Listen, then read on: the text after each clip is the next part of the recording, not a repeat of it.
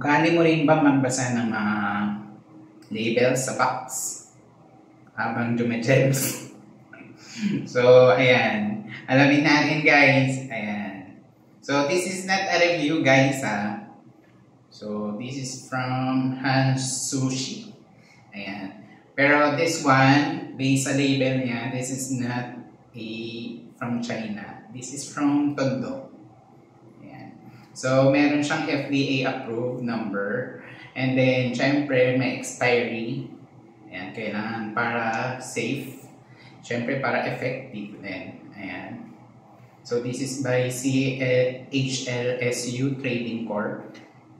Ayan. So, ano pa madalas yung binabasa dito, guys? Ayan. Syempre, yung chemical content. Ayan. So, basahin natin, guys, ha? Isa-isa. So, isang main ingredient niya is stenol 1618. So, ano ba yun? So, yun ay sa stabilizer ng emulsion. Ayan. Emulsion! So, ayan. So, yung next is N-hexadecyl trimethyl ammonium chloride. So, ang haba ng pangalan niya, pero in short, that's ammonium salt. Ayan. Para saan ba yan, guys? Explain ko mamaya. So, next is mineral oil. Ayan. So, yan is a lubricant.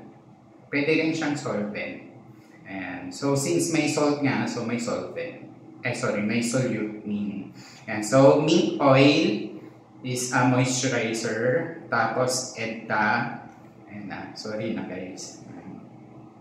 Kita ba? Ayan. So, ang EDTA naman, guys, pang ano to, chelating agent sa tubig para matanggal yung mga metals. Ayan. Para hindi sila mag-react doon sa chemicals. Propanediol. Ayan. So, since meron tayong moisturizer, meron dapat preservative yun, guys. Ayan. So, next is penylene diamine. So, ito na yung actually pinaka-color. Ayan. Then, sodium sulfite. Ito yung sinasabi kong emulsion. Ano ba yung emulsion? So, yun yung mga common yan sa mga lotion. You know, para malapot. Masaya, di ba, pag malapot. Charot. Ayan. So, ano yung isa pa? Ay, sorry. Erase. Mali ako. It's ethanol amine. Yun ang emulsion. So, ano ba yung sodium sulfite? Mali ako, sorry na. Siyempre, ito, gumagana by redox. So, this is the reducing agent. Ayan. So, ano pa? Yung, meron siyang resoxinol. Ayan. So, ginagamit din ito commonly sa cosmetics. Then, syempre, perfume para hindi masyadong maamoy. Tumas lang. Water, syempre, solvent. And then, Cl12700. Since this is golden yellow, yun yung yellow na pigment. Ayan. Tapos, may isa pang is color is Cl42735.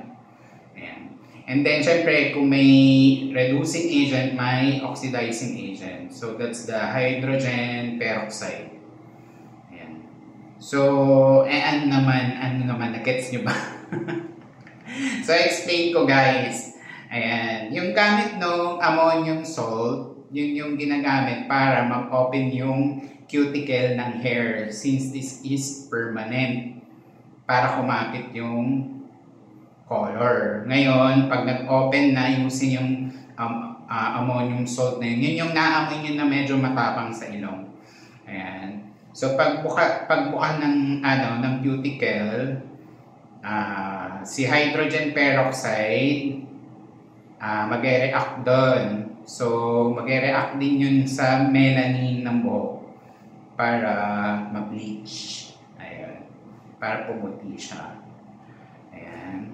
And then, after nun, mag-react siya dun sa dun sa coloring. Ayan. So, dun sa coloring kasi, para syempre, magkulay yung buhok natin. Yung yellow, para kumapit dun. And then, para lumaki yung molecule na yun yung gamit nung resoxinol. Ayan. Syempre, since diba nag-open nga yung cuticle, para hindi siya lalabas dun sa hair cortex, ayan. Dahil kailangan malaki yung molecule. Ayan, para matrap siya dun, yung color. And then, syempre, after that, since may, sabi ko nga sa inyo, may oxidizing, may reducing, yun na yung gamit ng sodium sulfide. And then the rest, syempre, yung the oil, the water, and the alcohol na nabanggit ko kanina, they are used for solvents. Di ba mini-mix to? Ayan, para hindi siya mag-coagulate. Syempre, kailangan perfectly mix. Yun nga, emulsion. You know. Parang mayonnaise, you know. Pero, ayan, chemical base. Pero, ayan. So, after nun, syempre, you'll wait for 20 to 30 minutes bago mag-dry up. Ayan. So, what else? Ayan. Ano pa bang mga nakasulat? So, yung instruction, how to use. And how to use, syempre, kailangan may gloves kayo. Ayan. Tsaka merong brush. Ayan. Tsaka yung lalagyan. Syempre kasi skin irritant yung mga chemicals na to. So, ayan. Then pagka-mix nila, apply hanggang roots. Ayan. Hanggang dulo. By layers, guys. Ayan. Tapos na, after that, tayo nyo lang matapos yung curing time. And then, i-wash nyo na ng conditioner. So, ano pa yung mga ibang pang-test? Kung allergic ka kasi, lagay ka muna ng onting sample sa tenga. Ayan. Pag hindi ka nangate, walang hindi mainit or mahapde, so, okay yun. Kasi syempre kahit safe to, based sa testing, may mga ibang, na balat sibuyas. Charot. Ayan, na medyo sensitive ang balat. Ayan. Hypoallergenic. Ayan. So, syempre, kung sa skin bawal din sa mata. Mga ate. So, if ever man mangyari yun, nakalagay dito, kailangan yung banlawan by water. Ayan. So, yun lang guys. Thank you for watching. Ginawa ko to dahil dun sa basher. Wala daw kwenta yung vlog ko. Ginagalit nyo ako. Charot.